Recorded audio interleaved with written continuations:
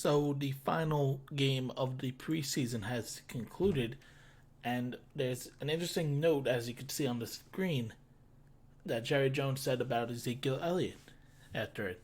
He said, quote, "I'm operating as though right now he's going to miss regular season games.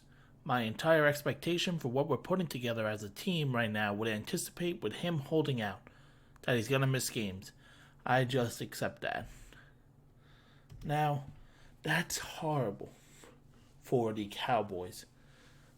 People are going to point out their weak schedule. They have the weakest schedule out for the first 3 weeks. They are home against the Giants to open. They go on the road to face the Redskins.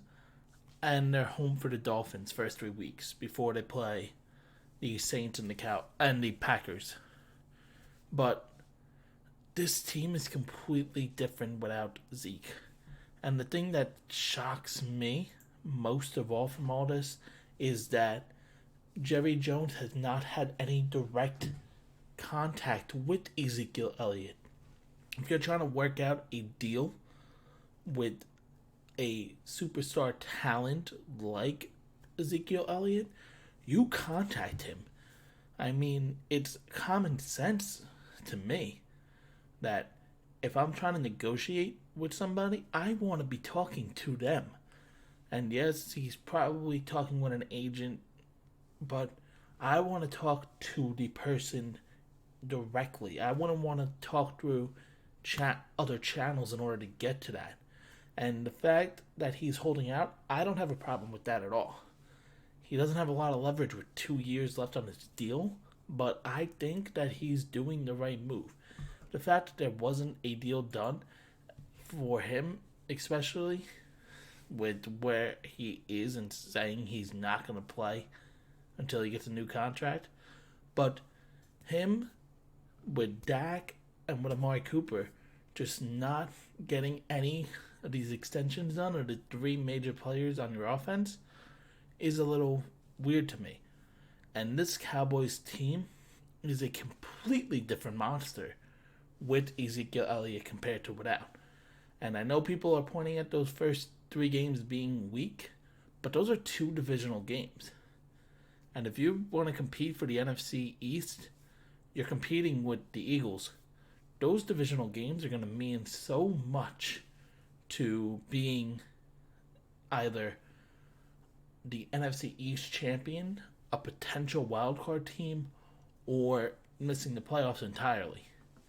If you do not get Ezekiel Elliott out of Cabo and into your training facility to work out, to get right for the season, the fact that he's missing games and you haven't negotiated with him directly is just mind-boggling to me. And Jerry Jones is a smart guy. The fact that he hasn't done that is weird to me.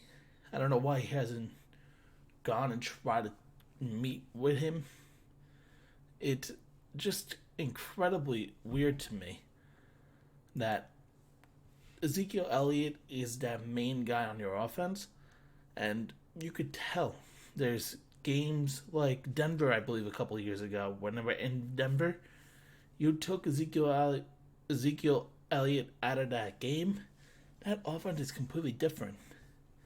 Especially, you're not getting a guy that has that potential like Zeke, who had the most rushing yards for the entire season 2 of the last 3 years.